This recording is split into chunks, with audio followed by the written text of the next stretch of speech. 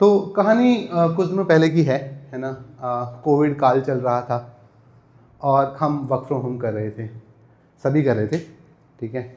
और मेरे को उसकी लत लग गई थी, मेरी टांगों ने काम करना बंद कर दिया था। बस मैं सुबह उठ के लैपटॉप खोलता था और काम शुरू कर देता था। फिर कोविड ख़त्म हुआ, कुछ लोगों को ऑफिस बुला लिया गया, पर आईटी वाले काफ़ी लकी थे, उनका फिर भी वर्क फ्रॉम होम चल रहा था। मतलब आप समझ रहे हो कि आप अपने होम टाउन के घर के गार्डन में बैठ के काम कर रहे हो और आपको सैलरी आ रही है मेट्रो वाली, एकदम राजाओं वाली फीलिंग होती है। पर वहाँ भी किसी की बुआ ने अपनी लेज़र आइज़ वाली बुरी नज़र डाल दी और हम सबका वर्क फ्रॉम बंद हो गया।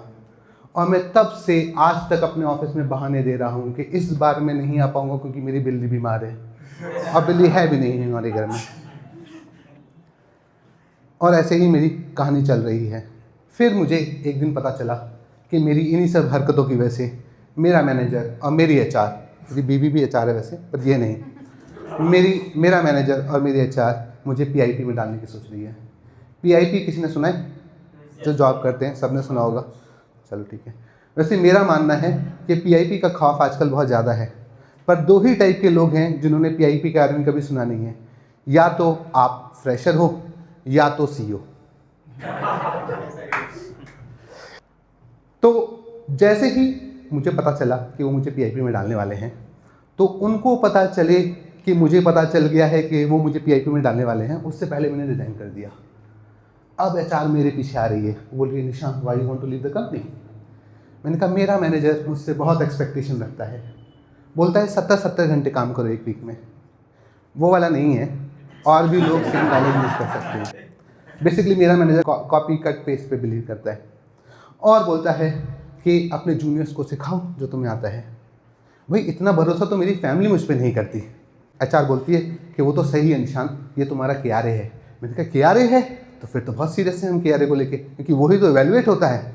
तो मैंने अपने सारे जूनियर्स को सिखाया जो मुझे आता था। विदिन 2 वीक्स सब ने रिजाइन कर दिया। अब एचआर मेरे पीछे घूम रही है, निशांत तुम तो रुक जाओ यार, तुम मत जाओ, उससे क्या पता मेरे पास दूसरी जॉब भी नहीं है।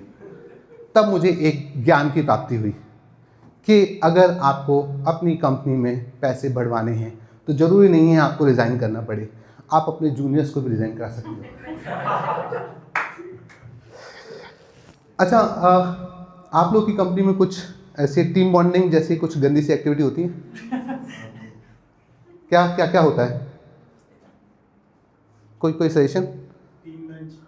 अरे हाँ, ये मेरा फेवरेट है, देख के भी पता चल रहा होगा। और कुछ? टीम बॉन्डिंग ही की पूछ रहा हूँ भाई मैं, टीम बॉन्डिंग में क्या होता है? मतलब मैं ये जंजी हो ना भाई, ये मैं 20 साल से काम कर रहा हूँ, मैंने नाम नहीं सुना ऐसा कुछ। तो चलो कोई बात नहीं, थैंक यू। गुड वन यार, अच्छे लोग हैं। हमारी कंपनी में लंच के अलावा कुछ नहीं होता था, तो मैंने कहा यार कुछ तो ऐसा नया करो, है ना। तो हमारी कंपनी में उन्होंने एक सर्वे कराया, फिर एक थर्ड पार्टी कंसल्टेंट को बिठाया और उन्होंने आइडिया निकाला कि चलो हम एक वॉकाथॉन करेंगे।